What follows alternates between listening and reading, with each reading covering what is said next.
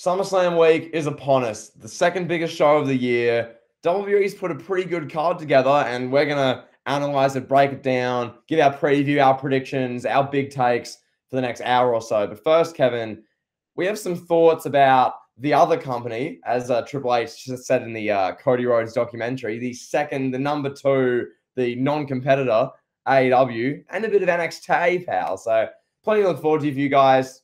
Thanks for tuning in. Kevin, how are we? I'm good. How are you, pal? Pal, I'm doing great. It's 5:47 on a Wednesday morning here in Australia in the land down under. All our, non-audio listeners, our ones watching on YouTube, you'll see me with my beautiful hoodie. Kevin, I'll ask you, let's just jump right into this, pal.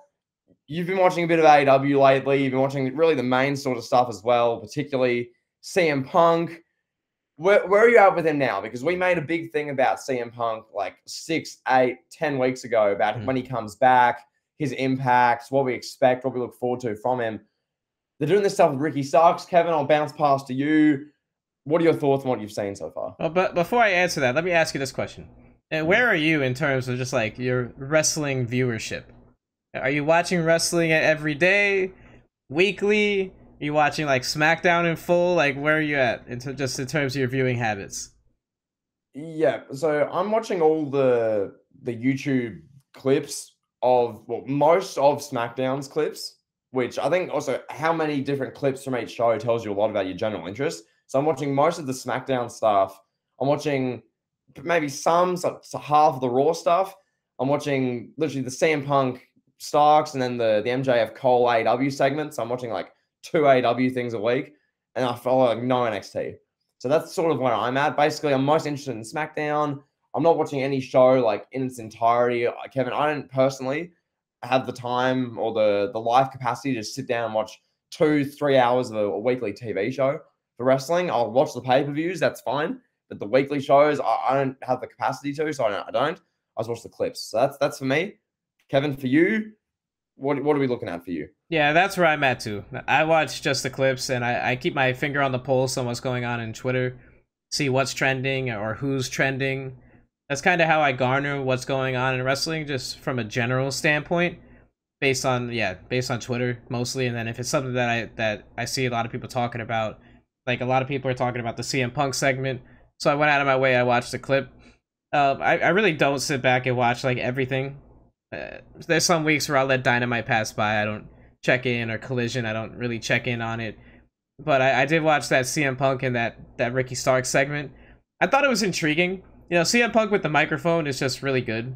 But please, can we get like a break on these Tony Schiavone interview segments? Like, it's not 1985 anymore, bro. The studio style of shooting wrestling television, I don't think it works in an arena full of like 12,000 people. I don't think it's like something that I really want to see in particular. I like the reenactment you're doing there, pal. Thank you for adding flavor, adding color to my commentary. You see what I did there, pal? Wow, that was great. That was a good one. But just overall, I think Collision, it did like 750,000 viewers was the number that came out for Saturday's show. I think Collision, I want to say this, maybe a bit of a hot take. It is the best show in terms of AEW. I think it's a lot better than Dynamite, and I think it's easily just superior to Rampage. I didn't even know Rampage was still going on. I thought that got the can too. But I know we had like we were kind of not trashing, but we were talking about Collision when they dipped under 500,000 viewers. Yeah. And I think AEW saw that and was like, we probably can't have this happen. So it's not by coincidence that now MJF and Adam Cole, the hottest thing in the company, they're showing up on Saturday nights. CM Punk is doing edgy promos. We're getting near a teaser of a feud with him and MJF for AEW All In Wembley Stadium. As CM Punk said, he's the only wrestler that's talking about Wembley Stadium. Well, what do you think about his new gimmick now? He's really leaning into this whole like voice of the voiceless thing and being the one that says things that other people won't say. Pal, I love the line where he goes, and I make my towns. I take pride in making my towns. Says the guy who, and this is from a big fan of him, took 7 years away in his absolute prime to just not show up and not wrestle. I make my towns. You didn't for 7 years in your prime, Phil. But anyway, the promo was entertaining. I agree with what you say. Punk promos have this element of what's he gonna say? Like, where's he going with this? Because Phil can and will go anywhere if he wants to. He'll just shoot off the cuff, and you can't tell him what to say. So I like that. The promo segment they did with Starks, I thought was entertaining. Once again, Punk works the crowd well. I love him doing the Hogan ear to the audience. I love that sort of stuff. I love that. Not so much the element with Shivani. I do agree. I think the element with Tony Schiavone is a bit sort of, okay, like, does he need to be there? You know, does he really need to be there? Typical AEW, that segment, they couldn't go the whole segment without mentioning the word deserves. Stark said he deserves a title match 4 times. And then they mentioned Connecticut with that line about, Ricky Starks, where are you going to pull a referee from? One of your old buddies from Connecticut. Oi! Cheap shot at WWE, cheap pop. Hey! I was like, okay, we're still doing this, I guess. Cool. But yeah, when it comes to that Punk promo, I also love the shirt as well. Kevin, were you able to find the shirt? Because I was watching it. I know you thought something similar. That's one of the cooler AEW shirts I've seen in their history. Can you buy it? Are you going to order that shirt for the show, pal? You're wearing Eddie one now. Are you going to wear a Punk shirt, pal? I was actually looking to purchase that t-shirt. I was on shopaew.com. I was just shifting through, tearing through the website, trying to get to the bottom of where I can find this shirt. And it's not on the website yet. I'd like to buy the shirt that, the wrestler is wearing on the TV show. That'd be great. But, I guess it's not available. Well, Kevin, if you want that Punk shirt, that's great, cool, good for you. If you can find it eventually, you can give Tony Khan your money and you can buy that. But surely in the meantime, Kevin, to really fill that void, you can support a great tag team like the Acclaimed with the, quote, Scissor Me Daddy Ass shirt. Yes. You can pay $29.99 for a shirt in big pink letters saying Scissor Me, and then pictures of cartoon fingers doing this, and then in big pink capitals, Daddy Ass! Yes. Exclamation mark. I can buy that shirt. You're right. I could. Kevin, this is the content we need, but you want to see me wear that shirt live on Elite Heat, pal?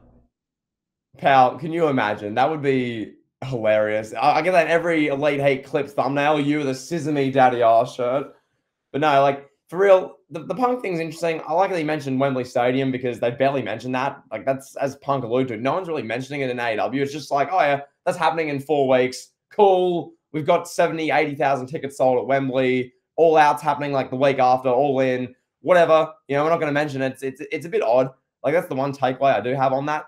I personally think if you've got this big All In show, Wembley Stadium, 80,000 people, you go all in with the marketing, all in with the build-up. You make it seem like this is AEW's biggest show ever.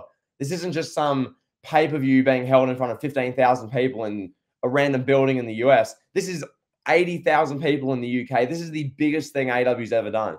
Market it that way. Instead, it's just Punk's barely mentioned it. It's 4 weeks out. That's not good enough. They need to do better on that. That's my stance. I don't know what you think on that, Kevin, but I figure it's your biggest show ever. Talk about it. Yeah, it makes sense. I don't know. I think you're onto something, pal. But I want to talk for a moment about NXT. So I watched Great American Bash, and really the big takeaway that I have here is Gable Steveson. Did you see anything of his big debut match with Baron Corbin, or the promo leading up to it, or anything like that?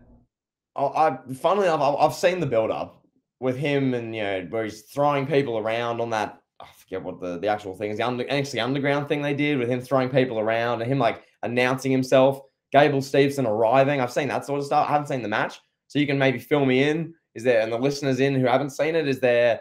Is this the next big thing? Does he still got a ways to go? What do you think of it, pal? So essentially, what happened in the match? That they threw Baron Corbin out there. I assume because Baron Corbin is a safe wrestler, a good hand, if you will. Someone who's been around for a long time, very middle of the pack kind of guy. Mm-hmm. Put him in there with Gable Steveson, somebody that he can work with and kind of learn the ropes, for lack of a better term. And then he's out there wrestling Baron Corbin on Sunday at NXT Great American Bash, and the crowd the whole time is chanting things like "You suck," "You're not Kurt Angle." They're cheering for Baron Corbin. They're literally doing Baron Corbin chants. It was I don't know, let me see. It was a 6.5 minute match or something. Let me get the exact number. Yeah, 6.5 minutes. and it ended in a double count out. Is what it is. But really, that's the Yep. big takeaway for me is that, he's getting the "you're not Angle" chance. You suck. It's kind of similar to the Goldberg chance that like Ryback would get or Brock Lesnar would get. But Yeah. really, what's interesting too is that a lot of people on the internet were talking about, some allegations that he has against him, and they're just like, yeah, he deserves this. He sucks. We're not going to take to him. So it brings me to this topic about Gable Steveson in particular. Do you Mhm. see him potentially being a star in WWE one day? Or do you think he can get over the hump and eventually connect with the casual audience? Because the hardcore audience clearly doesn't want him. And maybe he can win them over, but I don't know. What do you think? Well, if he has about two good matches, he'll win them over. But when it comes to just generally speaking, Gable, I mean, once Triple H gets his hands on the main roster and is booking him, I have no doubt the audience will be, I guess, a bit more, favorable to him. I don't know what I'm hearing there. I didn't see that personally. What I'm hearing there, just my initial reaction to Gable Steveson, essentially getting, for lack of a better term, the Ryback Goldberg treatment, the "boo, we don't," like all this sort of carry on. I'm not a fan of that. I give the guy a chance. I mean, you mentioned like the stuff with like allegations.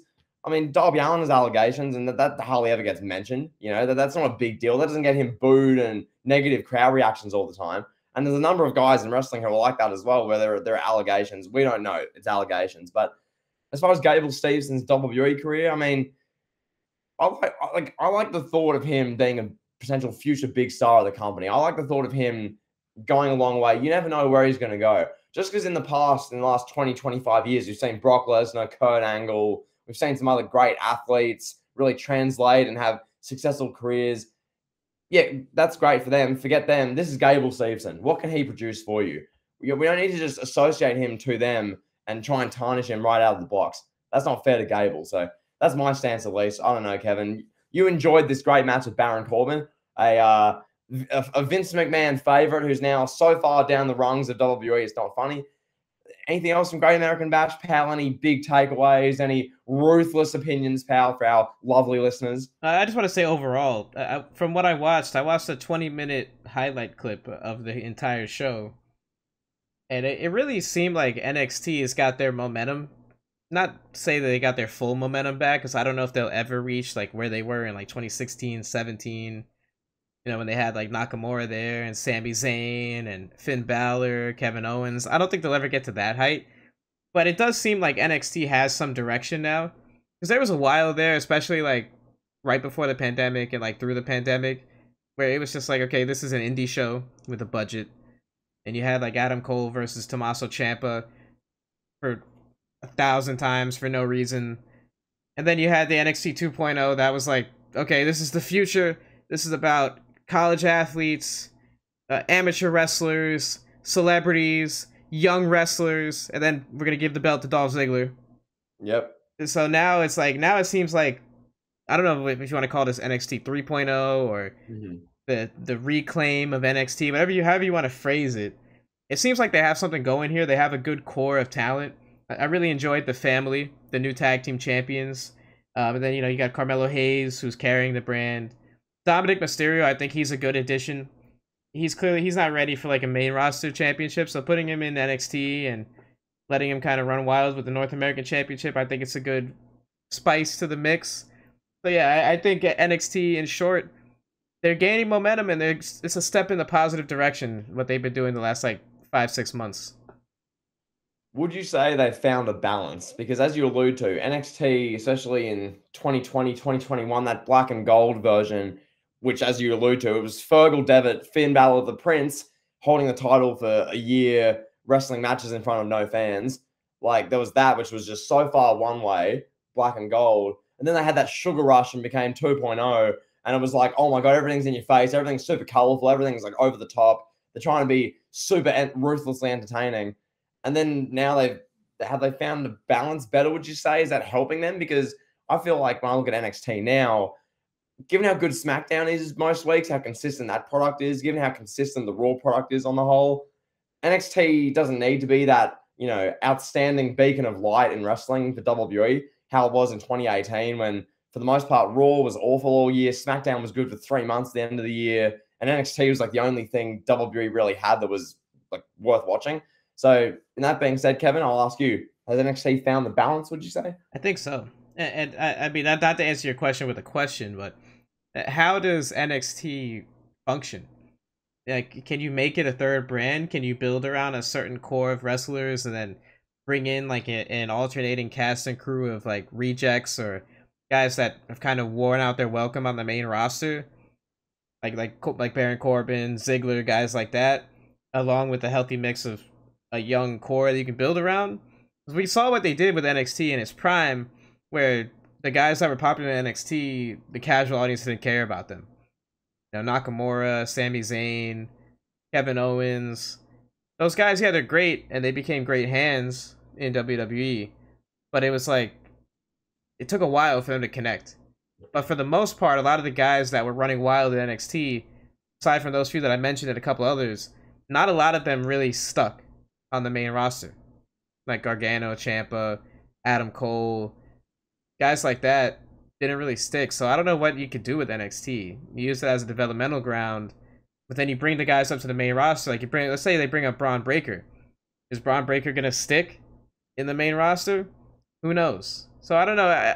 It's kind of a gray area how they keep NXT healthy and keep it going without a consistent direction. Yeah, whatever they can do to make it the most sustainable it can be, and whether, as you say, that's a mix of your Baron Corbins, your guys who don't quite click on the main roster, or guys who have something maybe to offer more character development from guys we've seen, guys we know, guys who've been around the block, mixed with Braun Breakers, Gable Stevensons, Mello Hayes, and like the real kind of youth movement and new wrestlers who come in from the Next in Line program, or wrestlers Nick Khan pulls off of the internet, or whoever. Like a healthy balance of that, because Kevin, this like NXT's moved on from the we're trying to stagnate AEW out of the blocks phase in 2019. It's not there anymore to make sure AEW doesn't get 1.5 million viewers every Dynamite. It's not there for that anymore. It's not there to try and dismiss AEW. Now it's just its own entity. It's a third show for WWE. It's a mix of the talent who can't really make it on the main roster with talent who are trying to be up and comers. So. Yeah, ways to be seen. I'm not really tuning into NXT. I guess that says all it needs. So I don't really care enough. They're not doing enough for me. Maybe if I watch Great American Bash, I'll have different opinions. But at the moment, I'm not personally compelled to watch it. It's sort of what developmental's there to be. It's good if you want to watch it, I guess, from what you're telling me and what I've heard. And it's, decent, some great talent in there, some good up-and-comers. But I'm not using it as an entertainment brand that I'm desperate to watch every week. It's just sort of there. Yeah, I'll make a recommendation. If you're going to watch one match from this show, watch the Weapons Wild match between Roxanne Perez and Blair Davenport. The match was damn good and fun. But before we go to SummerSlam, I want to say one thing, too. So there was a news story that dropped, or maybe not a news story, but a stat that dropped that showed that Austin Theory has wrestled the most matches of any WWE wrestler in 2023. He's wrestled more than Cody Rhodes, Damian Priest, guys of that nature. Let me pull up the top 5 here for a second. So it's, Austin Theory, 59 matches. Damian Priest, 58 matches. Seth Rollins, 58. Cody, 57. And Gunther, 57. So Austin Theory, by that nature, just looking at that stat, you would think Austin Theory is like this star that WWE is building around. And for me, what I garner here from people tweeting out this stat and making this stat known is that they're trying to create, like, amongst the internet community, like the Miz love, for lack of a better term. They're trying to turn this guy into this generation's Miz because he clocks into work on time and clocks out on time and shows up every day. That means we have to like Austin Theory. I can see it now in 10 years. Austin Theory is going to be a mid-card guy. He's going to get some stupid talk show, Theory's Playground, or whatever the hell they end up calling it. And he's going to have a segment every Monday night on Raw when Raw's on God knows what network station or streaming platform or website. Who knows what Raw is going to be on in 10 years. But we're going to have a 38-year-old Austin Theory coming out saying, welcome to A-Town Down. On this week's A-Town Down, I have Hollywood celebrity Dwayne "The Rock" Johnson on here. And The Rock's gonna come out with his walker, calling out Roman Reigns on an episode of A-Town Down. So that's what I see here, beginning with Austin Theory. Like now he's gonna get this, like, oh, he's so good. Like I've seen it already on Twitter where people will tweet about his moveset. you know, they'll tweet clips of him doing like fake wrestling moves and jumping up and down and flipping, and they're like, oh, this guy has a bag. This guy has an arsenal of moves. And I'm just like, bro, like, do you watch his segments? Did you watch the build up to his match with Cena? Did you see John Cena's face when Austin Theory said that he became a wrestler because of John Cena? John Cena was like, oh man, look at that. I inspired this guy. Ooh. Oh, he's here because of me. Man, I gotta take the blame for that one. Yeah. So I just don't understand why like Theory, like it doesn't even feel like Theory has been a workhorse. Like he hasn't been on pay-per-views the last like 4 pay-per-views. I don't know. I don't get it. Kevin, I'll just quickly go off on this like a minute, and then we'll carry on with the SummerSlam preview. Just firstly, as you say, we're definitely going to have like a segment. I'm going to guess. I'm going to make a bold prediction on this show, pal. They're going to call it Theory Time or something like that, which will be, or Theory TV, and it'll be Austin Theory, as you say, just being the mid-carder who shows up. He punches in. He hasn't been injured, Kevin, in 2023. He punches in his time card. He comes to work. Great. I don't care.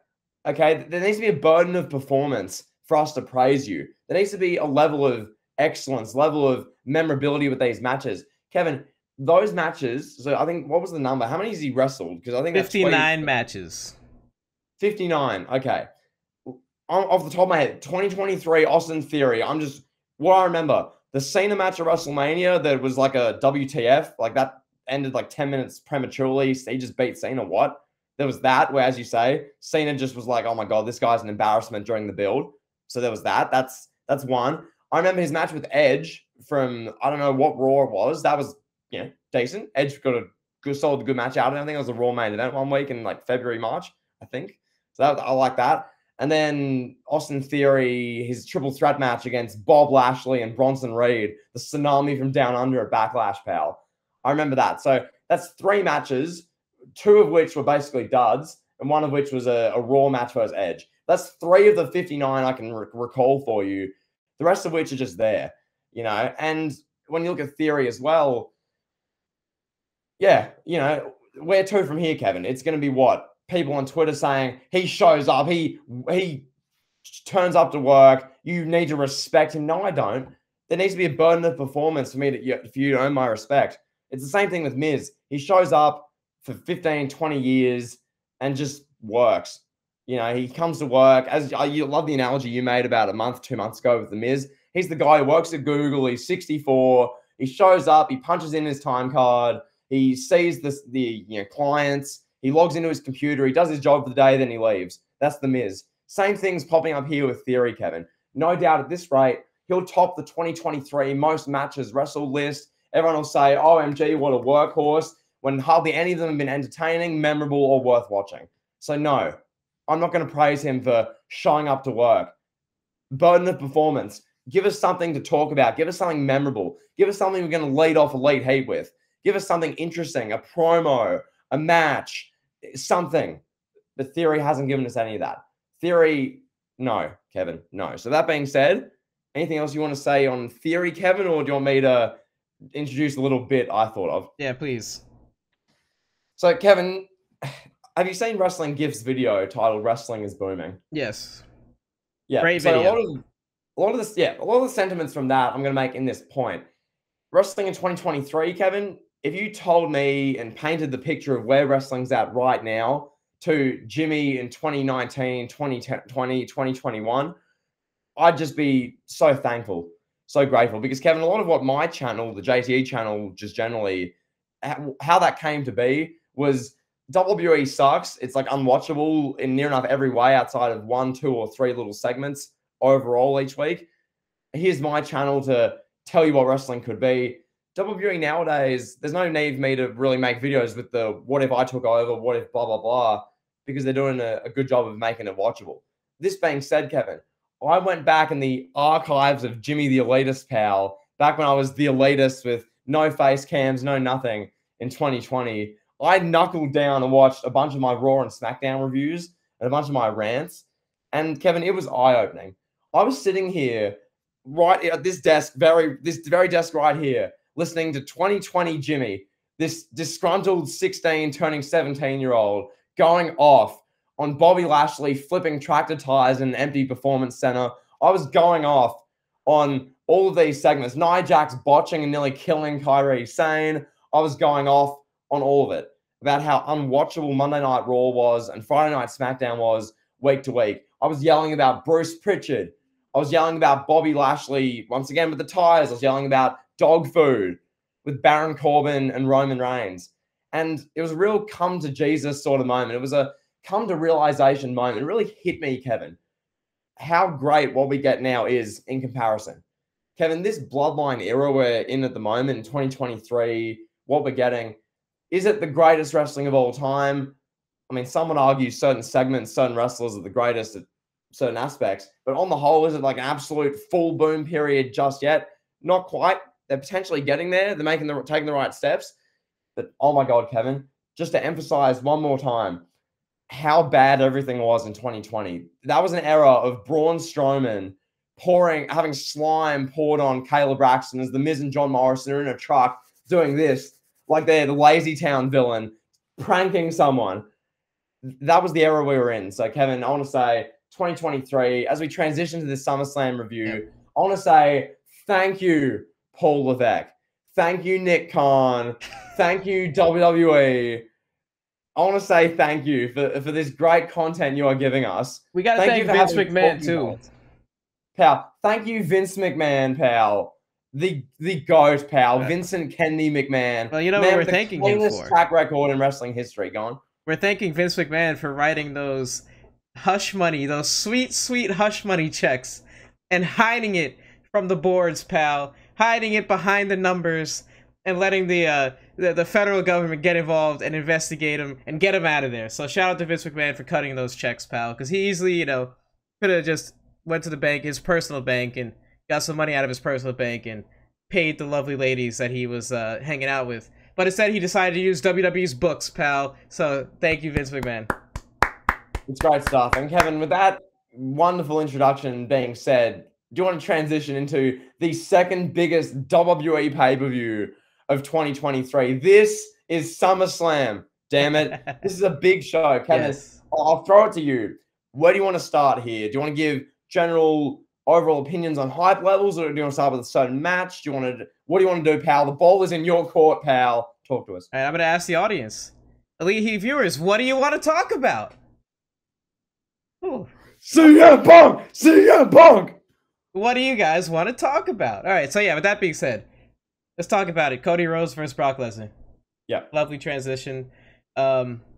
I have some things, too, I want to say about Raw later on, which we're going to get to. But yeah, let's talk about Cody versus Brock for the moment. This is Cody versus Brock Part 3. We've seen them wrestle 3 times. Or we're going to see them wrestle 3 times on pay-per-view. And everybody's complaining and crying that there's no stipulation added to this match. It is what it is. I think it is a little bit odd that we're getting this personal storyline this time around. Brock Lesnar is just absolutely just destroying Cody Rhodes in front of his mother. His mother's in the front row. We got Kevin Dunn doing shots of her crying as her son is getting destroyed by the alpha male of our species. And there's no stipulation. I find that to be intriguing. I don't know what you think about that, but yeah, let me get your thoughts. Go ahead. Well, Kevin, I'm much more high on this match for SummerSlam than a lot of people are. I watched, that great segment they did on Raw, that video package, that like 4-minute feud in review sort of hype video. One of WWE's better ones of the year. That was very well put together. It was. And just generally, that Cody and Brock segment, Brock beat up Cody one more time ahead of SummerSlam. My thoughts on this match is this. When I look at Cody Rhodes, Brock Lesnar, SummerSlam, no stipulation, I get a lot of feelings and a lot of flashbacks to Best vs. Beast, SummerSlam 2013. It has a lot of those elements to it. Obviously, Brock Lesnar's there. He's 50% of the equation. Cody as the babyface here. I think there's a recipe for this to really click and be something awesome. Now, this match all depends on, this is the big caveat here, it depends on how much time the match gets. Because their first 2 matches didn't get a whole hell of a lot of time. The first one was like 7 minutes. The one with the bleeding at Backlash, which, that was a fun 7 minutes. I'm not taking away from it, but it's sort of the structure of the match I'm talking about here. That was like 7-8 minutes. The match Night of Champions was like 8 minutes. 9 minutes, something like that. This match, Kevin, in all honesty, Cody, Brock, the final chapter, the third match, the SummerSlam, this needs to be 20 to 25. Just what they can do for this, if I'm producing this, have them sit down in a room, maybe not Brock, but have Cody just watch back Best versus Beast, CM Punk, Brock Lesnar 2013. Do a version of that match. 20, 25 minutes, awesome storytelling, emotion, and then have Cody go over at the end.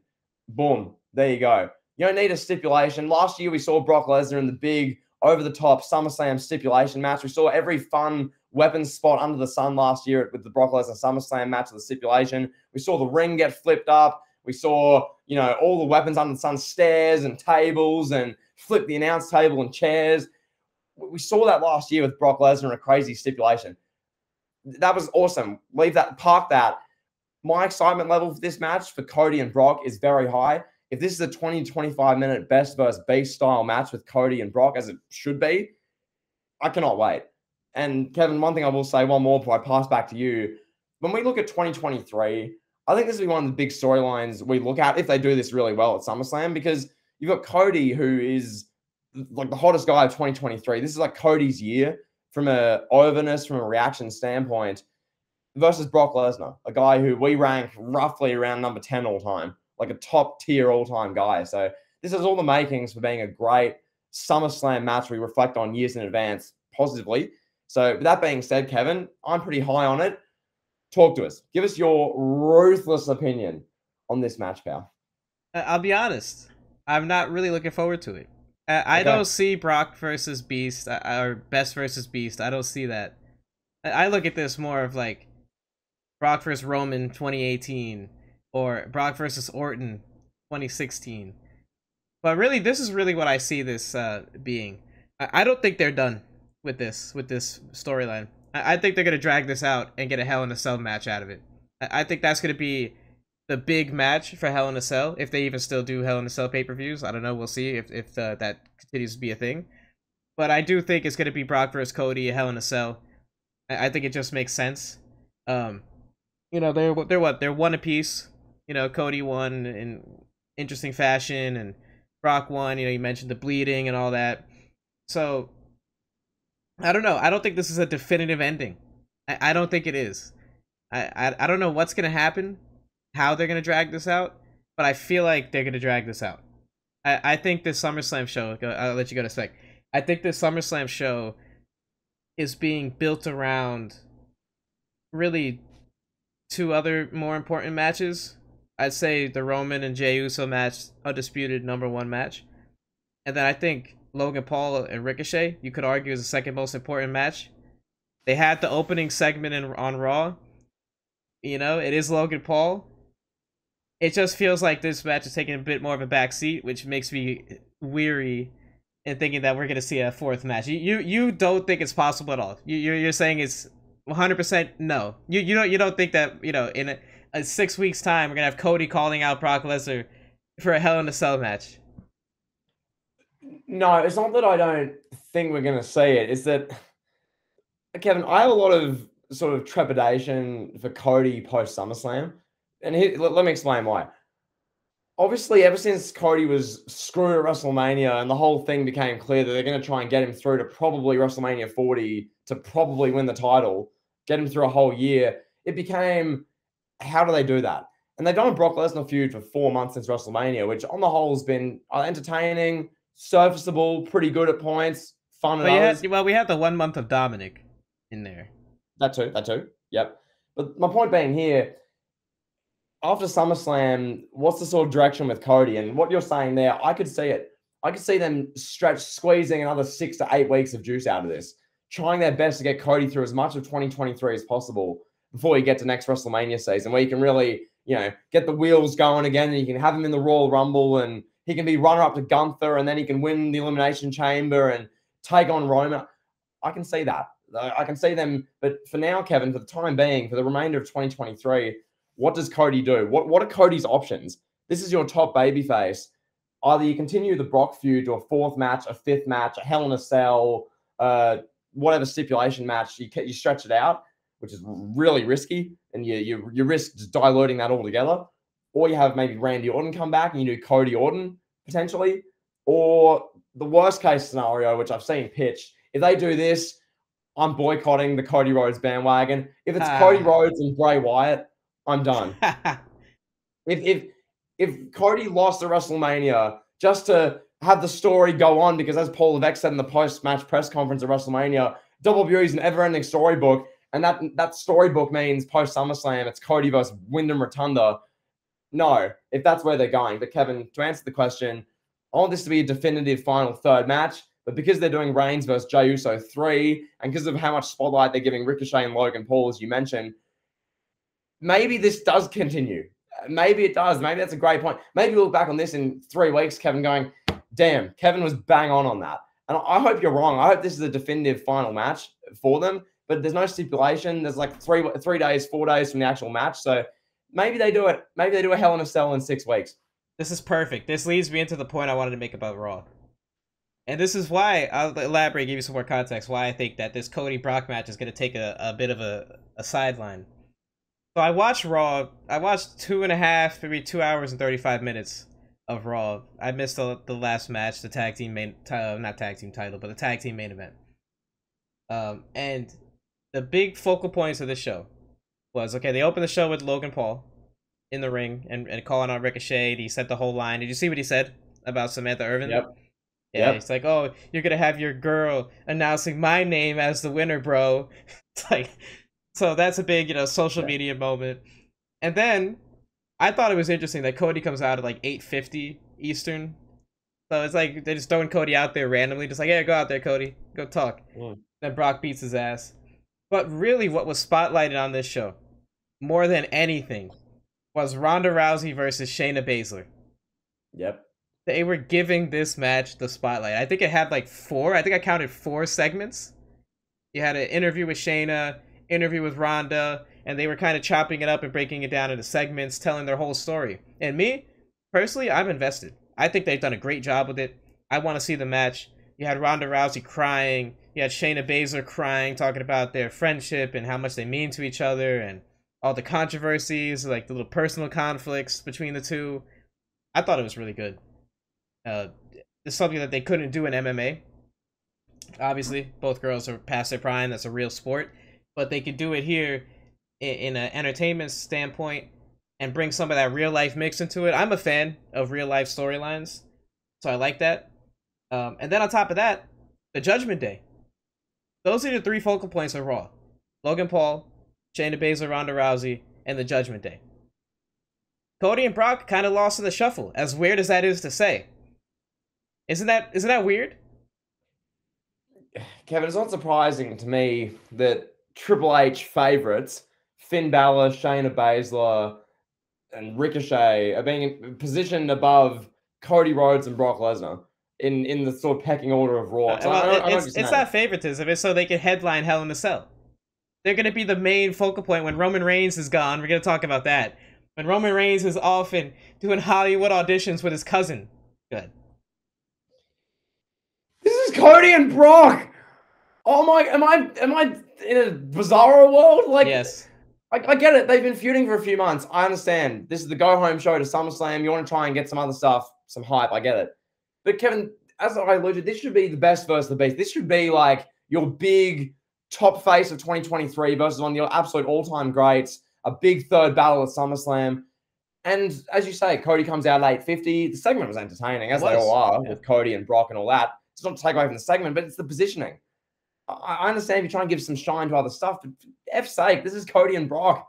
Come on. And if they're just going to go down that rabbit hole of, let's say for a prediction, Kevin, for this portion of the SummerSlam preview, I don't know, Cody gets another sketchy win, or Brock wins in BS fashion with a referee, or there's bleeding, or there's a roll-up pin, that something. If there's like a finish like that and it continues, I mean, then what? Okay, Hell in a Cell in 6 weeks. Great. By that point, the feud's gone to 5-6 months. And then for me at least, I'm like, okay, when does this end?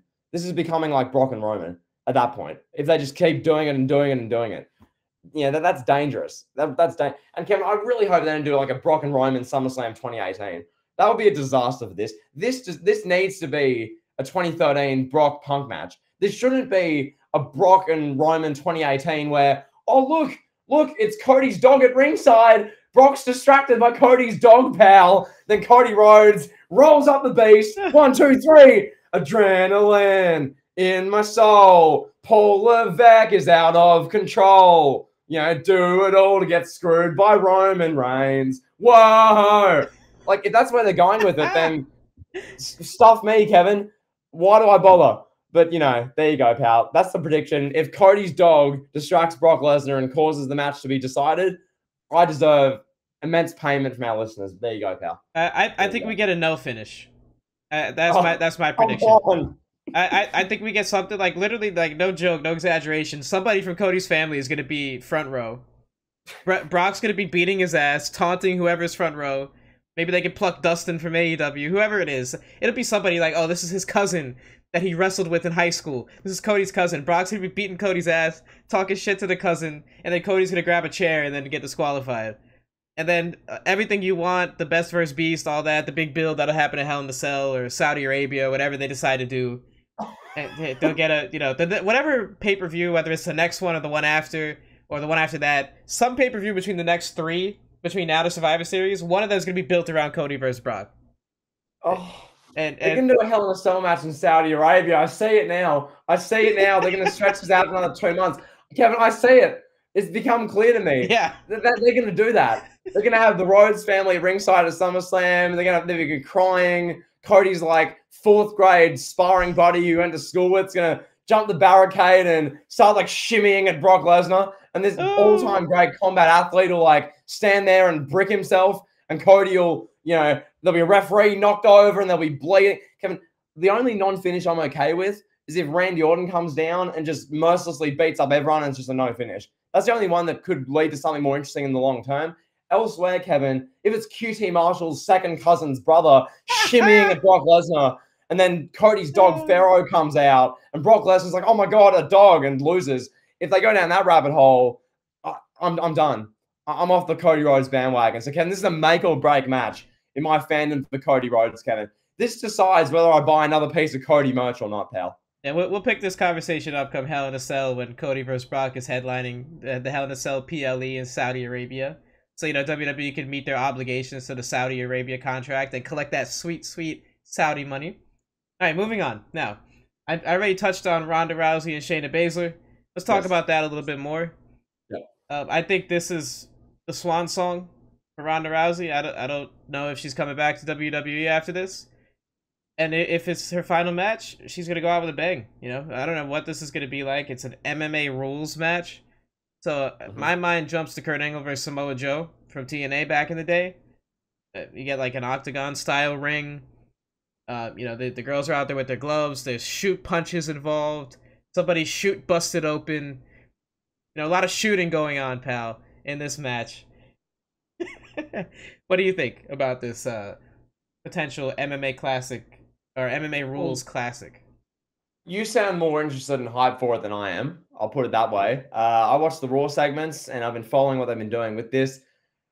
It's just the timing. That was my big takeaway watching it. It's because this is August 2023. Ronda Rousey's been bashed and trashed and dragged through the mud by everyone online and all wrestling fans. She's gotten to the point of go away heat. Now she's, just sort of there. So as you say, it's probably her swan song realistically, because where she goes from here, who knows? She's had a women's title run. She's had, the run in 2018-19. She's had the women's tag title run.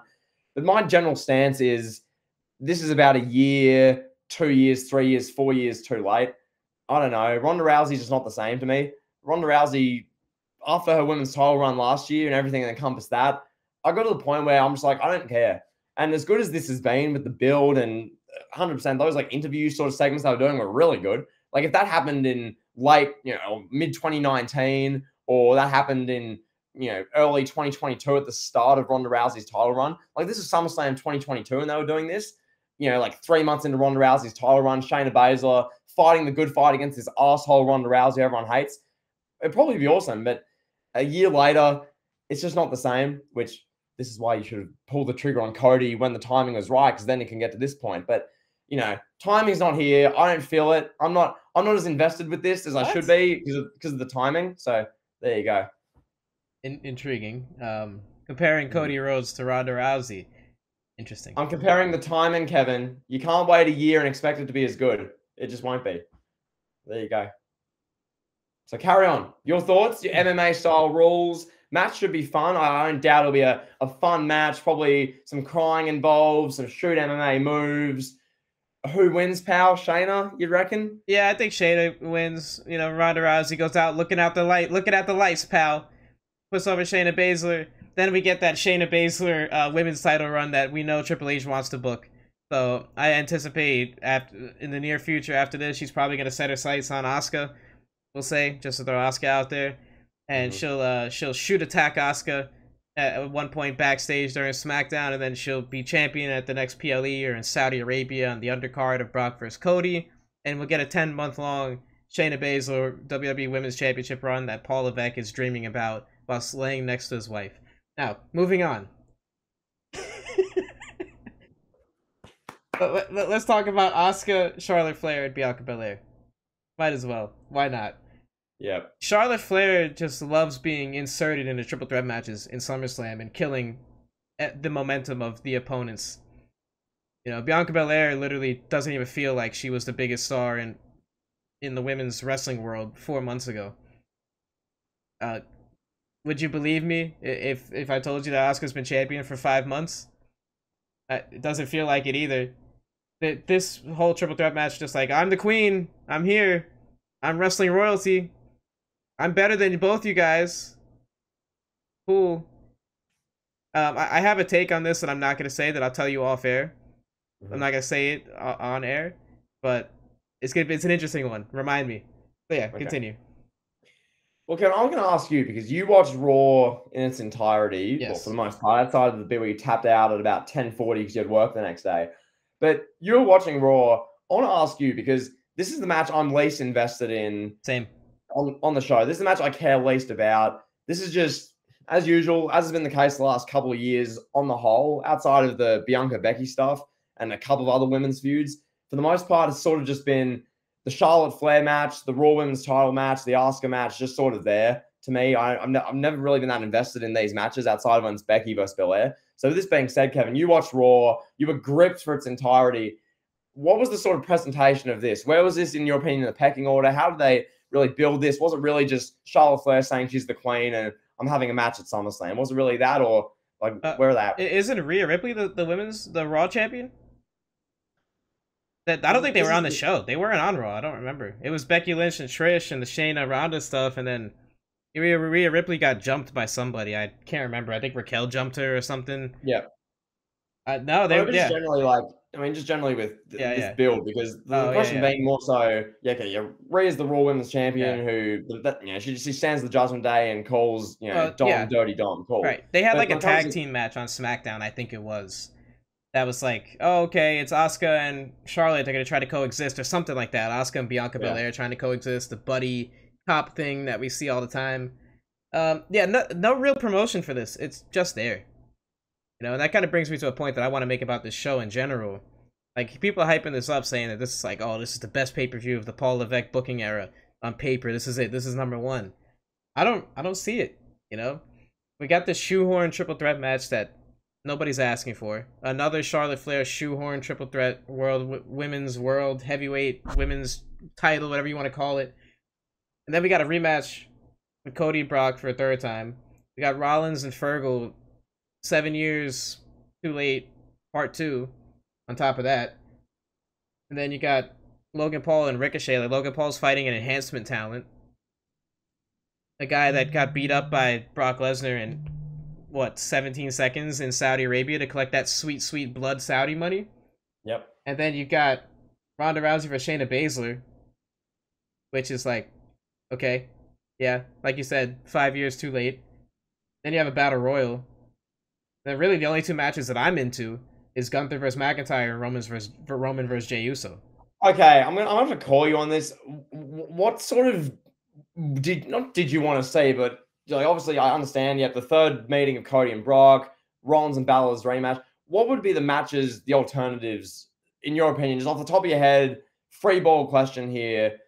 You're looking at the SummerSlam card as is, and you're not super like into it. You're not really like, oh my god, I need to see like everything on this show. It's being a bit overhyped, is what you're saying here. is there any matches or anything they could have done instead that you would have been like, yeah, okay, that fixes it? Or Well, I don't know what can you do with. Well, I mean, you could have done Logan Paul versus Cody, just a fresh matchup, one that we haven't seen. You know, I understand why they want to do Logan versus Ricochet. It's an interesting match, and it's gonna be good. Like that's gonna be a spectacle. Like I get it, but that's just not for me personally. I'm not into that style of wrestling, I guess. Um, but I mean, other than that, like I wanted to see Becky and Trish on the card. Why not Rhea Ripley? Why is Rhea Ripley not defending her championship? Like, why not Charlotte Flair versus Asuka 1-on-1 and Rhea versus Bianca or something like that? You know? yeah. Well, I'll just say on that, like that closing on the women's title match with Asuka, Charlotte, and Bianca before we move on. That's what I'd call in just wrestling. It's a cold match. There's no real heat there.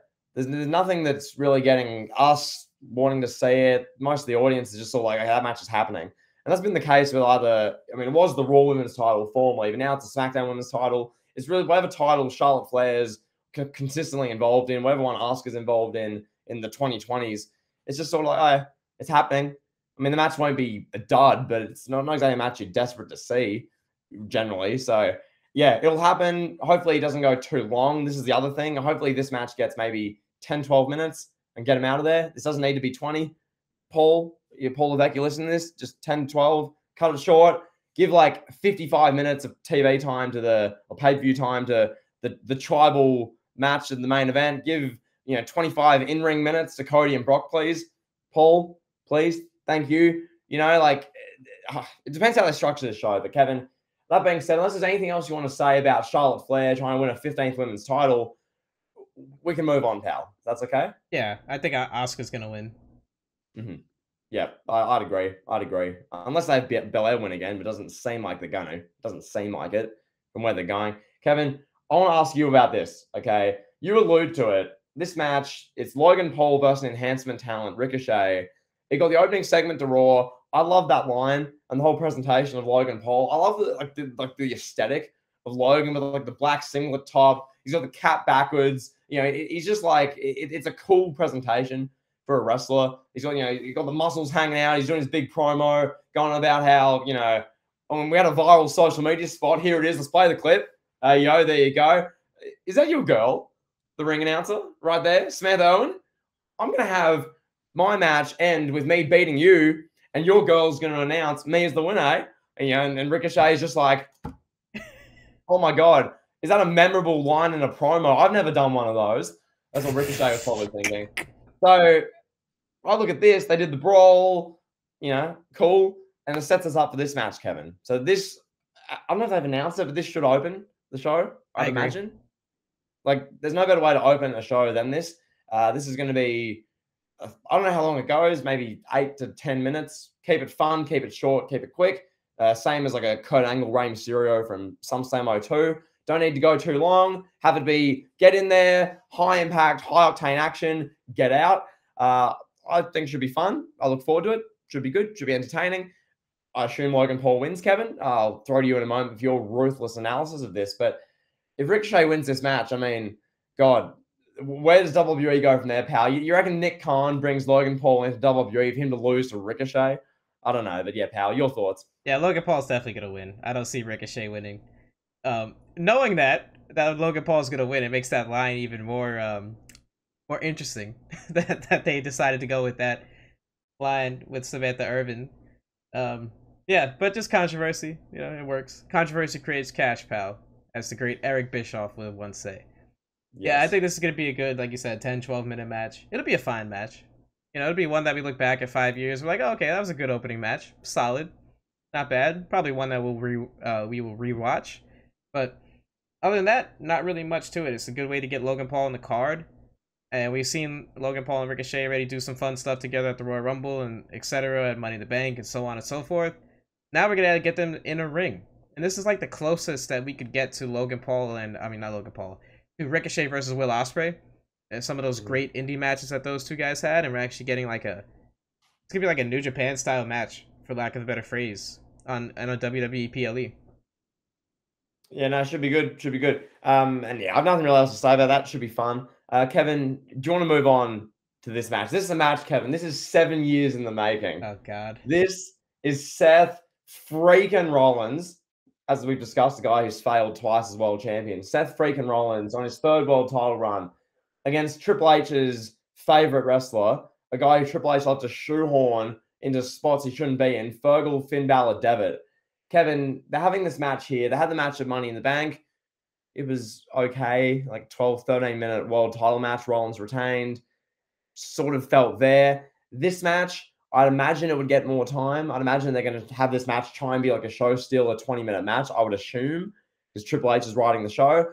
What are your thoughts on this? What are your honest opinions? Where's your excitement level at for this match? Do you want to see Fergal reclaim the title he deserved to win a month into his debut when no one knew him in 2016? Or do you want to see Fergal lose, the Judgment Day further their friction or further an angle, and Seth freaking Rollins carry on his 3rd world title run? Kevin, talk to us. Lovely. I like the way you worded that question. Really, the only thing I want to say about this, I think it's going to be like a storytelling type match. I think we're going to have Damian Priest out there. He's a cash-in. You know, we're going to see the implosion of the Judgment Day. We did see on Raw the final segment of the show was, you know, Finn Balor handing Damian Priest the briefcase, which I think was silly. I was watching that. I watched that segment back and, like, why is Damian Priest demanding Finn Balor bring him his briefcase? Why doesn't he just step out of the ring and go get it himself? You know? So Fergal grabs the briefcase and he's like, do I hand it to him? Do I not? I don't know. It's just, okay, cool. It's there. But I think we'll see more of that stuff. I don't think this is going to be like a show-stealing match. I don't know.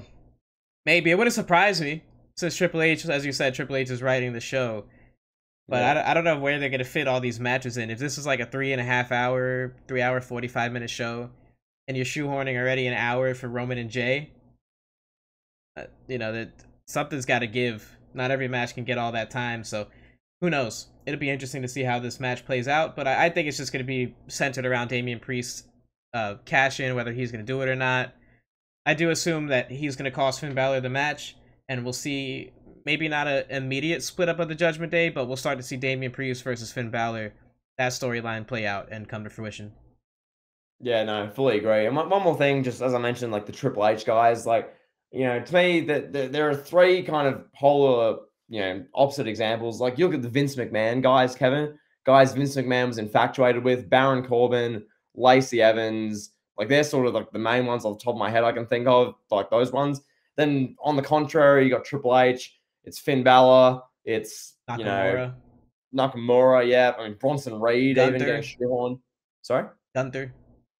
I mean, Gunther's actually good, in fairness. But you look at, you know, some of these other guys, each of these like lead, head of creative guys has their favorites. So Finn Balor's one of those, and that's what he will always be to me, unless they evolve him somehow.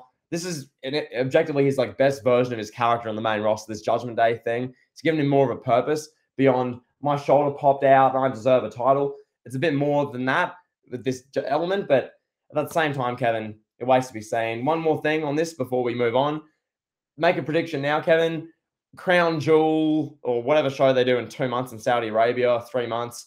What do you think the World Heavyweight title match is going to be? Who do you think will be stepping in between those ropes in Jeddah, in Riyadh, Saudi Arabia, to compete for the world title? Is it going to be Balor? Is it going to be Priest? Is it going to be Rollins? What do you think is going to be going on? I'm going to make a bold prediction, pal. Yep. It's going to be another Triple H guy challenging Seth Rollins for the World Heavyweight Championship. Another Triple H favorite. It's going to be Seth Rollins versus Johnny Gargano in front of the Saudi Prince. The Saudi Prince would be like, I'm not going to do a Saudi accent, but basically he's just going to say, you know, like where's Goldberg? Where's Yokozuna? Yoko. Oh my God! All right, pal. Let's talk about Gunther versus Drew McIntyre. Yes. I think you should talk about this one. Yes, this will be match of the night up until the main event, I think. I think the emotion and drama of the main event, as we'll get to, will steal the show. But I think this match, for what it'll be, this will be 15 minutes, maybe 12 to 15 minutes. Similar to WrestleMania. We've sort of had the blueprint of what this will look like at WrestleMania, which also involves Sheamus. Just an absolute hell for leather like fight. a match which you could show anyone who, even if they're not a wrestling fan, you show them this and go, yeah, I mean, you say wrestling's fake, say wrestling's silly, you don't really care for wrestling. Watch this and tell me it's a joke. And you'll see Drew McIntyre ripping Gunther with a chop that'll leave a welt, and Gunther will be like, bitch, please, and like slap McIntyre, and his chest will turn purple. And then they're going to be, throwing at each other, and they're going to be hitting all these moves, and Gunther will be, talking his trash during the match, and Drew will have his comeback, and Drew will do his big over-the-top rope dive onto Gunther. Gunther will get up and just chop him and all this sort of stuff. It's going to be phenomenal. This is going to be an awesome... I call these matches breathtaking in the sense of you see the chops and you go, it's like, and I'm on the other side of the world, Kevin. I'm not in Detroit watching this match live. Like, being ringside for a match like this is one where you go, oh my God. When you're 5 meters, you're 10 meters, you're 15 meters away, you're a number of feet away from literal just like painstaking hardcore violence ensuing with these 2 6'5" European warriors going to battle, Kevin. Kevin, this is a war, pal. This is like a Scottish gladiator like William Wallace going into battle against a diehard 6'4" Austrian pal at SummerSlam. This is going to be awesome. I can't wait for it. I think Drew should win the title here. I guess, once again, the only reason Gunther would retain would be same reason Roman Reigns retained at WrestleMania, because of the number. Oh, how many days is Gunther going to overtake the longest run of the IC title ever? Going to stat pad Gunther's IC title run days. I guess that's the only reason he needs to retain, because Drew McIntyre should be winning this match. It's SummerSlam. It's Drew McIntyre. Drew's been an established main event wrestler. This is the guy to lose it to. If not Drew now, who's going to lose the title to? Because the only alternative, Kevin, if Gunther retains, is Gunther just never loses the IC title. He walks into next WrestleMania after winning the Royal Rumble and beats Seth Rollins and holds both titles. That's the only alternative. Because if it's not Drew at SummerSlam, he's not losing it. So there you have it, pal. That's my ruthless, brutally honest, cold-blooded, savage analysis of a Scottish gladiator against an Austrian powerhouse. What are your thoughts, pal? You kind of stole the show on that one. I don't even know what to add to that. I couldn't agree more about the Drew McIntyre take. Drew McIntyre should win the Intercontinental Championship. If he's not going to be in the main event scene, if Triple H doesn't view him the same way that Vince McMahon did, then I don't know what we're doing here at this point. Just let him run wild around the mid-card, promote Gunther, have Gunther, start making his run, his trek towards the World Heavyweight or the Universal Championship. Hey, WrestleMania 40, Roman vs. Gunther. Has a nice ring to it. I wouldn't mind it, pal. I'm just saying. Gunther wins that Universal Championship. We have an Australian powerhouse as the face of WWE.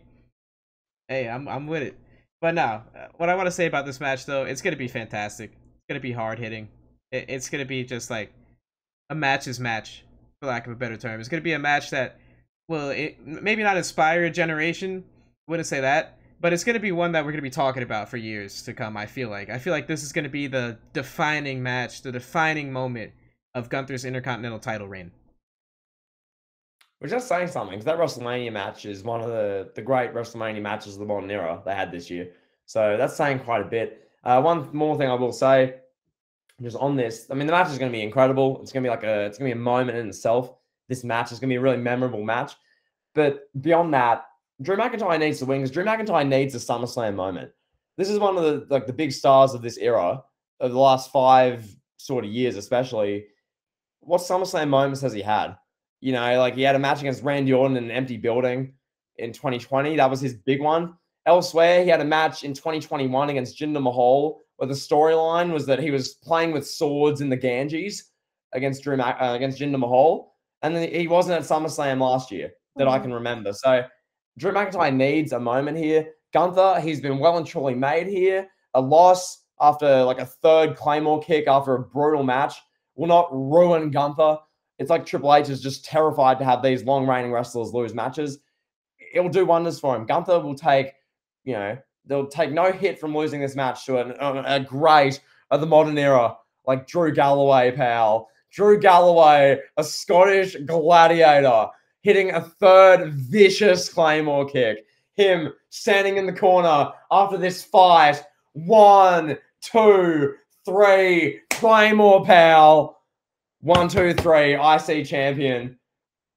Gotta love it, pal. Drew with the IC title, the sword, fireworks going off. Detroit erupting, pal. The Detroit fans haven't gone off like this since the Bad Boy Pistons in the late 80s when Bill Lambier would clothesline Scottie Pippen out of midair and try and end his career, pal. This is wrestling, pal. We forgot about the 04 Pistons, pal. Pal, the 04 Pistons didn't have the same spice that the Bad Boys had, pal. Come on now. Come on. Wow. There you go. Interesting. I love that. Thank you for bringing the sports reference into this. I love that. It's appropriate because the Lions have sucked for so long and the Tigers are not very good either. So good thing you brought up. Well, neither the Mets, and you don't complain about that, pal. Whoa! We're talking about Detroit teams, pal. No need to bring the Mets into this, pal.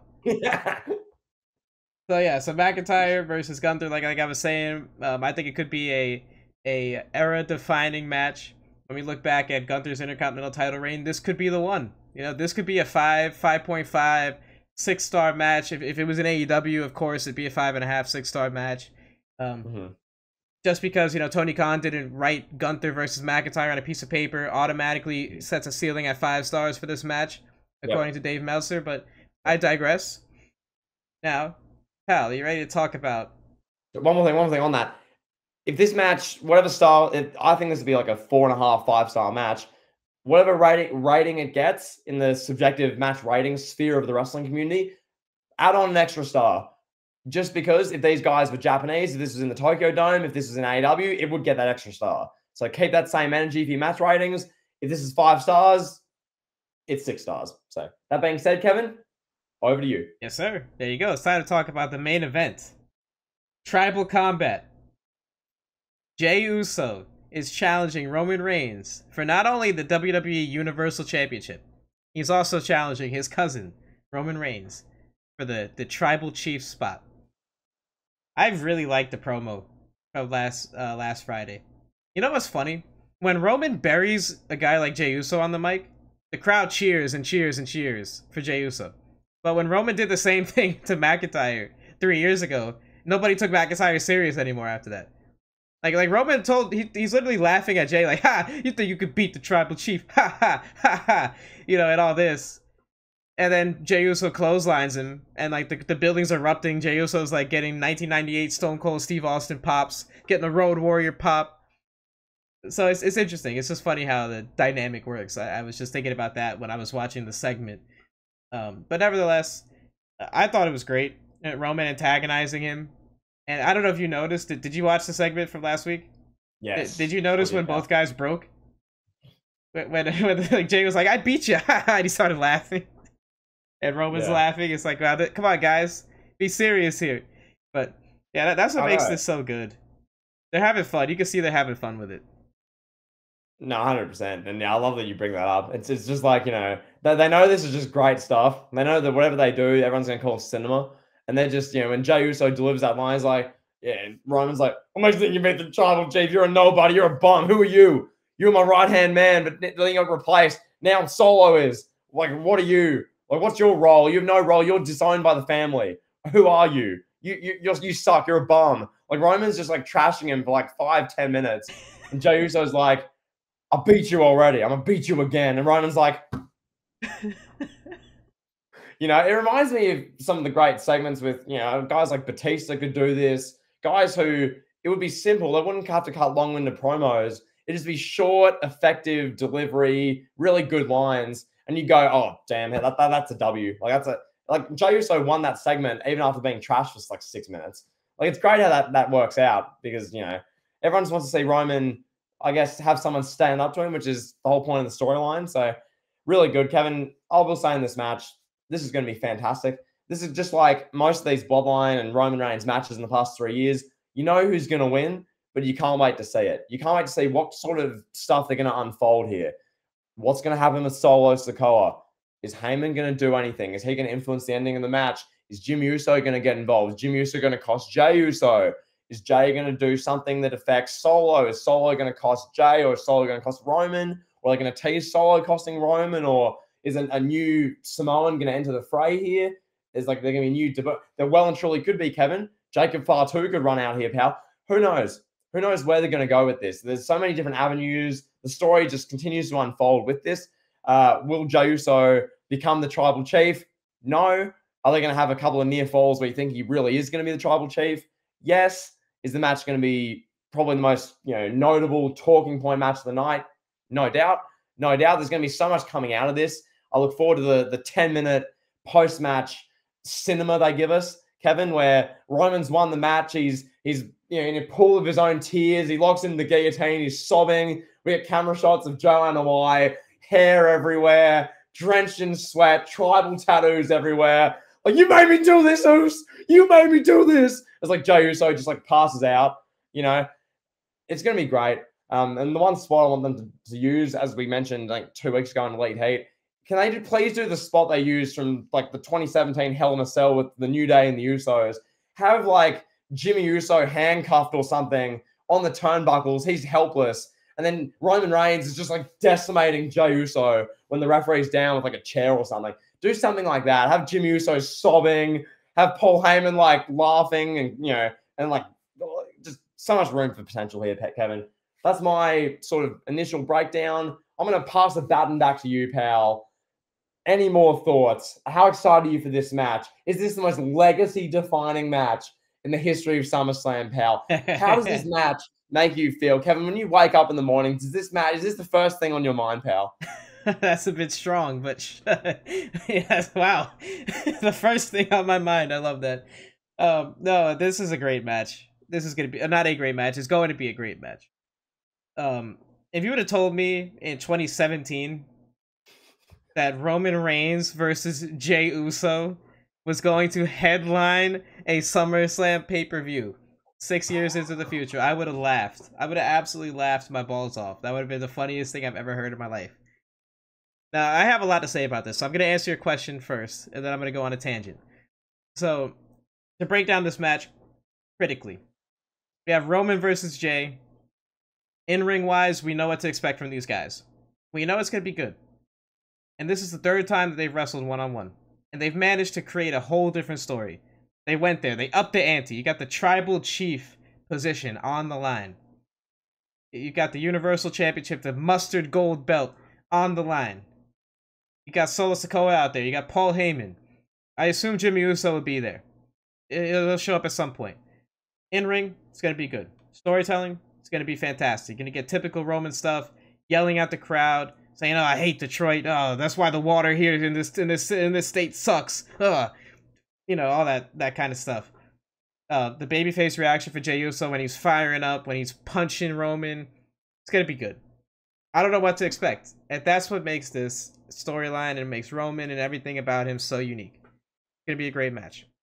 Now, I want to talk about the first take appearance for a moment that Roman and Paul Heyman did with Stephen A.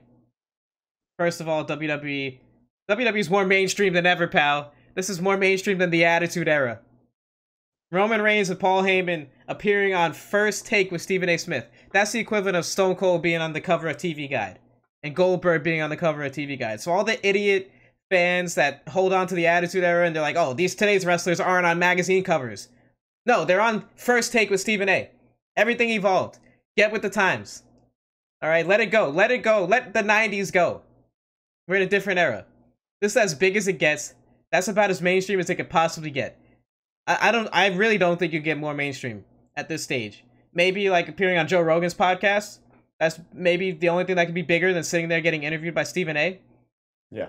And, we've seen wrestlers do that. So, I digress. Now, Paul Heyman, what he said during this appearance is that Roman Reigns is the singular greatest box office attraction in the history of sports entertainment. Mm-hmm. And he made some points, and Stephen A. couldn't say anything to it, couldn't refute it. Roman Reigns, we've seen him break records at MSG. He's broken records that Steve Austin and Hogan and those guys made at MSG and at WrestleMania gates and international gates. Roman's been there, done that. PLE subscriptions for Peacock, I'm sure, are through the roof now for WWE. Ticket prices are at an all-time high in terms of in demand. Now, I remember watching an interview, I think it was like 2017, 18. It was Billy Gunn, I believe was the guy. Or Road Dogg. No, it was Road Dogg. Road Dogg was talking about Roman Reigns. And he was like, when we first saw that guy, this is the guy that we're going to hitch our wagon to. Talking about the WWE brass.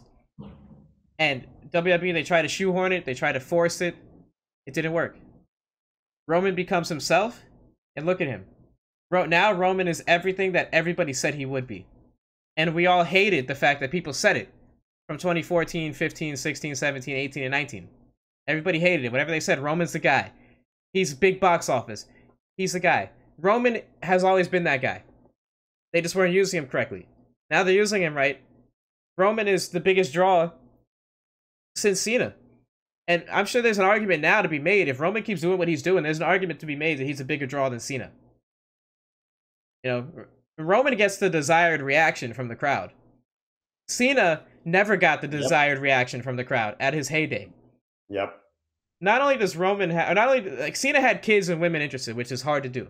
Roman's got the kids, he's got the women, he's got men, he's got everybody. He's got aliens. There's aliens on other planets watching Peacock, I'm sure. Watching Roman Reigns, the tribal chief, take on Jey Uso. So Roman's got it all right now. And it's crazy to me that it actually came to fruition. You know, like, how often do people live up to the hype? Like Steve Austin, Cena, those guys didn't have the hype train that Roman had to live up to. Cena was this close to getting future endeavored. Stone Cold was a mid-card guy that WWE plucked away from WCW. He was doing tag teams with Brian Pillman, unhappy, getting underpaid by Dusty Rhodes in WCW. You know, like Stone Cold. Then he becomes Stone Cold by chance because Triple H bowed in front of a crowd, and Jim Cornette cursed out Vince McMahon enough until Triple H got punished. If the curtain call never happens, who knows? Stone Cold wouldn't even be a thing. Stone Cold would have never won the King of the Ring and cut that promo. You know, my point being is that Roman has expectations, LeBron James level expectations, to make a sports cross reference. I don't think there's been a bigger prospect ever in wrestling since Roman Reigns. Or, right? Would you agree? Prospect, I get what you're saying as far as guy who has the potential to be the guy sort of thing. You know, because we've seen a number of them who have some potential, or they can be really good main eventers who've just flopped. But with Roman, they persevered through the lows, the pushing him when he's getting the Rock booed in Philadelphia and there are riots and everything we know about Roman Reigns when he was the baby face who 90% of the audience was booing for 3 years. Pushed through all of that. And now we're here, Kevin, which, as you allude to, this first take interview, this whole thing was such a brilliant showcase of WWE. Like, if I'm Nick Khan or Triple H or the WWE brass sitting back watching WWE, like my company, be represented the way it was represented on First Take, I'd be smiling ear to ear. This was an incredible presentation of WWE. They mentioned the WWE championships. They talked about the lineage, all the names of the past, the Universal title, how Roman Reigns has literally just single-handedly made that championship a thing. All the praise of Roman Reigns as the top star.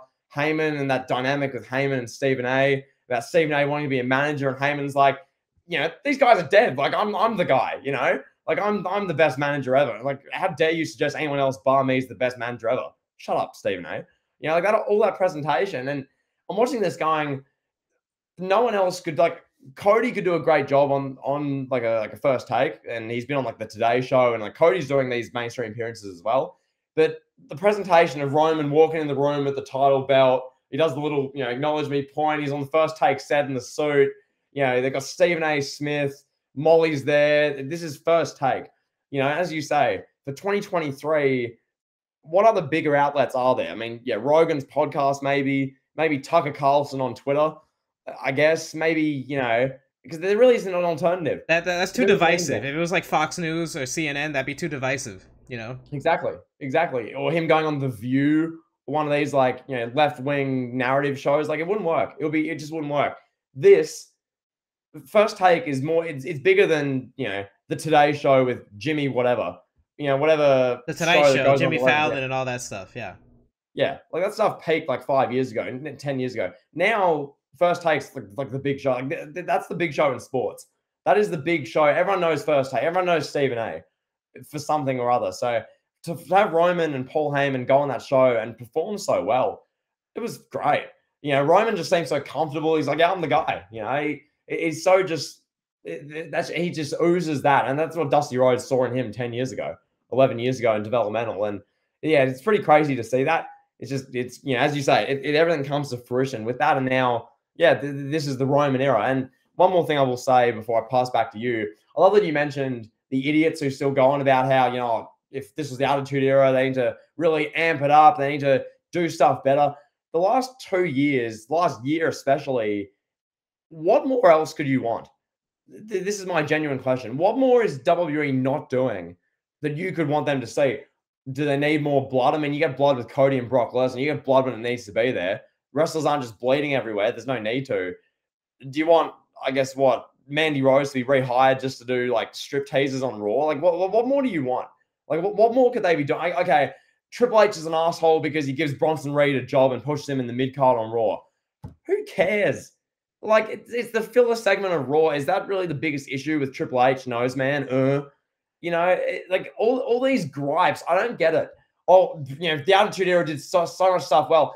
In 10 years' time, when we're reflecting on this era, we'll say WWE did everything well then. That's what it's probably going to be. They did the Bloodline era. Roman was the top guy. There was so much right and good about this era.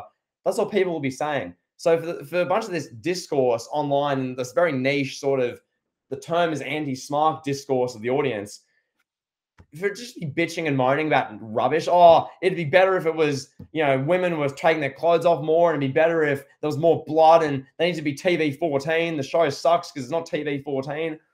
What? My ass. Shut up. How about you use your eyes, use your own brain, think for yourself when you watch it. What else could they actually do better that would help them?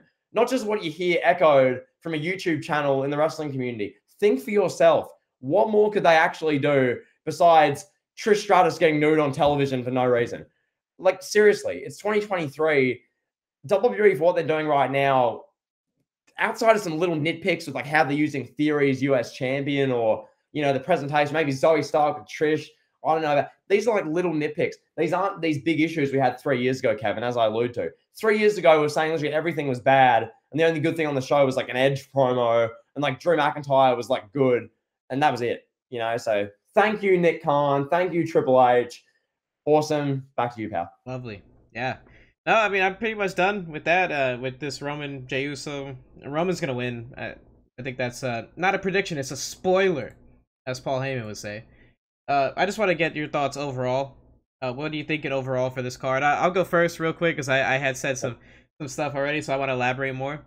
I think this show, I don't know. I think the hype is a little crazy for it. Like, it's going to be a good show. It's going to be a solid, B+, A- show. Is the best of the Triple H era? I don't know. That's an interesting debate that I think we'll have to have in the near future on Elite Heat after this show is kind of taking place, maybe a month afterwards, a few weeks, whatever. And we'll see where it kind of ranks up, because I really got to think about that now, what the best show of the Triple H era is. But I do think, looking at the card on paper, it's going to be fun. But I think there are some points on the show where, like, I'm not going to be all that interested in watching Rollins and Fergal again. I'm just not. And the Triple Threat women's match, not really looking forward to that. But I do think the two big matches, McIntyre and Gunther, and Roman and Jey, are enough to carry it and enough to make it a potentially elite level SummerSlam when we look back at the 2020s decade. Kevin, I will be that guy. There is a battle royal happening. Oh yeah, as well. Forgot about that. Yeah, that should not be on the main show. That should be on the kickoff. Yep. LA Knight will presumably win. I would assume he wins it, gets a really big reaction. Whole crowd's chanting for LA Knight, and then that's that. Like a 10-minute battle royal. Not much else to really say there, unless there's something you want to unpack there. Well, what is it? Is it for like a U.S. title opportunity, or you get a trophy? The winner gets a trophy? Like what? Well, Kevin, I mean, I'll just read you what the Wikipedia says. SummerSlam Battle Royal. Stipulations. To be confirmed, man Battle Royal. Confirmed participants as of August 1st. LA Knight, Sheamus, Tommaso Ciampa, Nakamura, Otis, and Gable. So that's about as thrown together and as who knows where they're going to go as you can get. They've announced like 6 wrestlers. There's no, big thing they've announced. Maybe they're going to do Theory versus Escobar. I don't know. I don't know where they're going with this sort of stuff. We'll see. So why couldn't we get like LA Knight versus Theory, or like can we get like a finger poke of doom segment? Theory comes out and just like gets finger poked and loses his title and just gets buried in future endeavored. Can we do that, please? Like, Yeah, how save us of these like 10-year long A-Town Down TV segments that we're gonna be getting. he's a workhorse. He shows up because his contract says he has to. So you need to respect him. Yeah, What? it's silly. Yeah, So, every company needs that guy. That guy that works at Google for 40 years. Every company needs that guy. But do you gotta praise that guy like he's Roman Reigns? everyone needs to get praised nowadays. It's 2023. Everyone's deserving of praise, I guess. The theory's not because he shows up. He obliges to a contract he signed. Kevin, he makes several $100,000 a year to put on matches and perform for WWE, and we're supposed to praise him on top of that when he doesn't do a very good job of entertaining us or captivating us. No, he doesn't deserve that much extra praise because his contract says you need to be in Ohio wrestling at this live event on the 29th of August. We're going to praise him for that? No, that's his job. I'm not praising someone for doing their job when they don't do it particularly well. So there you go. It is. All right, pal, you ready to go around the world? Not. No, I need to give my SummerSlam. Oh yeah, you got to give your opinions. Yeah, please. Are you trying to cut me off, pal? Yes. Do you not want to hear my SummerSlam hype? No, I don't, pal. Anyway, my hype for this is about probably an 8 out of 10. I mean, personally, the Ronda Shayna match, I'm not that like hyped for per se. That Battle Royal, I don't know what's going on there. Ways to be seen with that. But I mean, the rest of the show, and also the Asuka women's title thing with Charlotte Flair. One more quick point on that. I know we touched on this in the Randy Savage bio, but the fact Charlotte Flair is now 13, I've lost count. God knows how many time women's champion. We unpacked Randy Savage in that bio. Randy Savage had what? 2 WWE title reigns and 1 Intercontinental title reign. Yeah. And he is like a top 10, 12 all-time guy. Charlotte's held that women's title like 45 times, and it's still hardly anyone cares. It's just like, oh, yeah, it's Charlotte. Nonetheless, Kevin, my overall hype, probably an 8, 9 for a hype. Hopefully WWE really pull through with this. Will be the best of the Triple H era. Waits to be seen. If Cody and Brock gets 25 minutes as a fitting, good conclusion, that's a tick.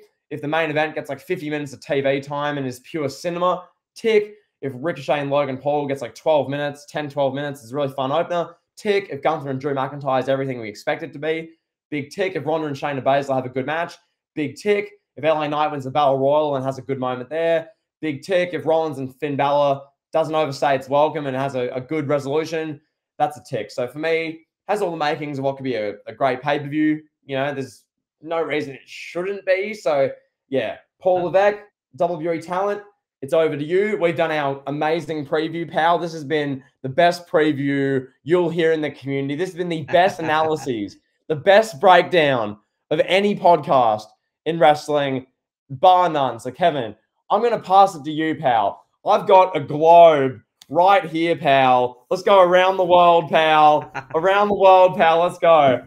Let's go, pal. Right, pal. Yeah, I just want to say one thing about SummerSlam, and then I'll get into it. I think I've talked myself into thinking that this is going to be a good show. I think I've changed my mind. I think my hype is growing by the minute. It's impossible not to be hyped. You know, you got Gunther McIntyre, Cody Brock. It should be a good match. Roman J, Ricochet, Logan Paul. Should be a good show. You know, it should be like a potential. It could potentially be the PLE of the year. Well, Kevin, you were so just disparaging earlier on in our preview. You were like, not really that hyped. We've seen this match a few times. You're very disparaging, pal. But now you've seen the light, pal. You've been convinced by the good side, by Jimmy the Elitist. I've convinced you that this is going to be the greatest pay-per-view of the modern era, bar none. So, yeah. I don't know about that, but hey, who knows? We'll have to see how good this show stacks up to like SummerSlam 13 and 15 and some of the great SummerSlams we spoke about. Oh, it'll be better than 2015. 2015 too much filler. Anyway, Kevin, over to you. Let's go. Once again, I'm just going to get the globe. Let's go around the world, pal. Yes. Let's go. Yes. Let's go. Well, I guess I'll start with this question. Why do you have a globe on your desk? I've had that there for, honestly, years. Like, that's just been there. Why? I've had a globe since I was like little. And I should have been using this for the around the world bit every other week. I don't know why I haven't. Yeah. It's always been sitting there. But now that's our new intro. Jimmy's gonna spin the globe, pal. We're gonna go around the world. So there you go. So you just have a globe there just to have it. You just like globes? I don't want to say I like globes. It's just an object for interior decoration, I guess. I don't know. Like, Interesting. it's just Okay. sort of there. I'm sure you have something on your desk which is a bit random, but there you go. I guess maybe. I don't know. I digress. So I'm on a fruit cleanse. I'm doing a 72-hour fruit diet. So I'm kind of dying right now. Like my head is spinning. I'm very lightheaded, lacking protein. Um, Also, so that explains some of your opinions on SummerSlam. Why the show is going to be for hype. I get it. Got it now. Yeah. yeah. Yeah. You ever done a fruit cleanse or any type of like fasting cleanse of that So let me nature? just a fruit cleanse. So is that only having fruit for 70, 3 days. or is that not having? Just walk us through what you're doing, pal, from Yeah. a day-to-day standpoint. So I'm having fruit. I started yesterday, but I ended up having to restart because I thought it'd be a good idea to go for like a speed walk, go for a workout while I'm only eating fruit and nothing else. So I literally almost passed out in the 110-degree Florida sun while walking outside. So I had to go eat like a sandwich and soup and whatnot, and not pass out. So I'm starting it again officially today. So what I did yesterday, I had for breakfast fruit. That I had lunch and dinner a smoothie, and that's what I'm doing today. So fruit salad, all different fruits. I went and bought like blackberries, raspberries, pineapples, bananas, cherries, apples, oranges, grapefruits. We got the whole garden in the fridge, pal. Oh my God. Wow. That's like your body is just like being pleasured by that. Like the internal, like all the different vitamins and all the antioxidants, everything's working in to and fro. Kevin's like the fittest and the most, well-tuned inside wrestling analyst and journalist and, a human being in the game, pal. But no, that's actually cool. I commend that quite highly. Like I'm sure your, I guess, day to day looks quite different now that your option for a snack or a bit of breakfast is a lovely colorful fruit bowl as opposed to whatever you'd probably normally have. So there Yeah, you go. yeah. Typically for breakfast, I have like a yogurt and a granola bar, and I've been drinking like organic milk recently. That's like a typical breakfast. So then lunch is usually like a sandwich, just like turkey and cheese, and keep it simple, pal. Hmm. Dinner I get kind of frisky. Depends. Depends what's going Yeah, on. But get a bit frisky, pal. You get a bit frisky, pal. yeah, I get a little frisky, like a little pasta. There's some rice and beans. I Woo! love rice and Oh, beans. Eat rice and beans like every day. oh, okay, Yeah, okay. yeah, yeah. And That's I'm an island boy. What can I say? I no, love rice and that is beans. just that's just tremendous stuff, pal. Kevin Garcia loves his rice and beans, pal. He's down in those rice and beans, pal. That is the fuel behind the content creator wrestling uncovered, pal. Also, I will say, I watched your Roman Reigns video. I Yes. thought, as far as, because I mean, let's be real here. We all know the Roman Reigns story. Everyone's aware. But I thought you presented it quite well. Once again, not just me backslapping my co-host. I thought, for that story that we all know inside and out with Roman Reigns, he came back at SummerSlam as the heel and he won the title and he had the Jey Uso feud. We all know the story, but Kevin, you told it quite well. You presented it really well, had the flashbacks of 2018, had all the different things about Roman and the potential he showed and how he's living that out in 2023. So, bravo. Thank you, pal. Thank you. It'd be good if YouTube could actually push that video instead it's like For bottom real. by the looks of it. Like, Yeah, YouTube's killing me. Yeah. Yeah, but it is what it is. I enjoyed making that video, so thank you for the compliments. I appreciate that. I have faith it'll grow as that's one that'll live forever. That the people in India love Roman Reigns, pal. yep. They sure do, pal. They love any video by Superkick Studios about Roman Reigns. They love any video I make. The watch time isn't there because I guess I'm Australian, so I sound different. So I don't get the watch time on those videos. I guess I don't know. But that being said, Kevin, yeah, no, I enjoy the video. So big tick. You've been quite consistent as well, I must say. Yeah. That's been about, I think the longest gap you've had between videos, maybe about 10 days, but generally it's been a video a week ish. Yep. The last 7 weeks ish, Yep. something like that. About 2 months. Yeah. There you go. Yeah, I Love to got see it. the next one coming up is a 1 year reflection on the Vince McMahon hush money scandal. Oh my gosh. Yeah. Stop. Big time, Kevin, pal. are you going to drop that? So you plan on dropping that, what, a week-ish? I want to Roughly? drop. Ideally, I want to drop it sometime in the next like 2-3 days. Awesome. Awesome. Yeah, because we're doing, as we've talked about for the listeners, we're doing an Elite Heat about grading Triple H a year in, which we're going to do a whole big segment on Vince McMahon in that. So that's going to be a nice like podcast form version, but your video will no doubt be scathing. Some of the ways you use the English language, I applaud. That's one thing we like to do on this podcast, especially as you listeners would know. I like to really use the English language to really emphasize and make things seem either bigger than they were, more dramatic than they were, more confronting. So yeah, some of the stuff you say in your videos are just. Whew, What was it? What was like one thing? Do you remember?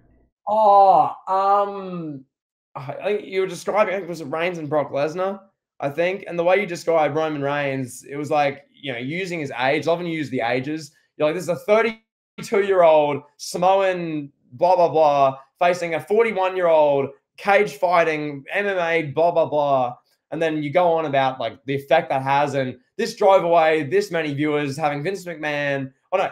It was when you were describing Brock Lesnar throwing the belt and like that, all that sort of thing. It's like this whole storyline, Brock Lesnar is a 41-year-old desperate to take leave 1 year into his Universal Championship reign. And Vincent Kennedy McMahon, his hush money paying 72-year-old boss, is forcing him to work and keep holding the title against a guy who we all know just is going to win it anyway, up until SummerSlam, and the belt got thrown at him. Like, it was something like that was just brilliant content, pal. That is the content I subscribe to you for, pal. Oh, that is awesome. I love that clip of that's one of my favorite clips in wrestling history. Brock Lesnar just chucking that Universal Championship belt, the strawberry red Universal Championship belt at Vincent Kennedy McMahon's skull. That's so good. Pal, that title, I mean, we've done a whole episode on, the new belt and the big gold one. Like, we've done a whole episode. I'm not going to do a big discussion here, but think about like the absolute calamity that championship was.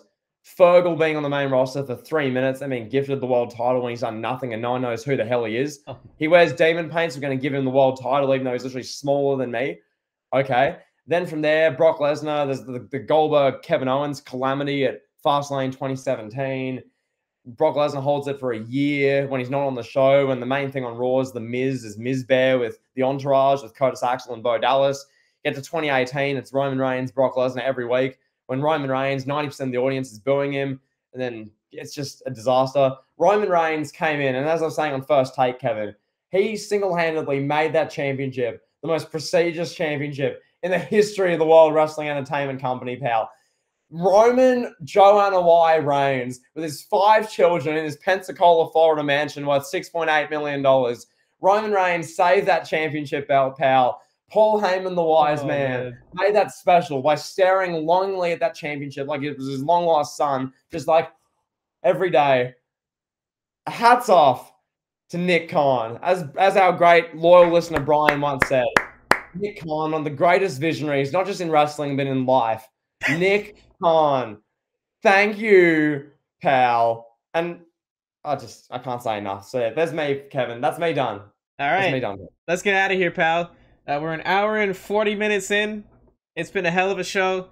Thank you all for listening, and we'll talk to you on the next one. Peace.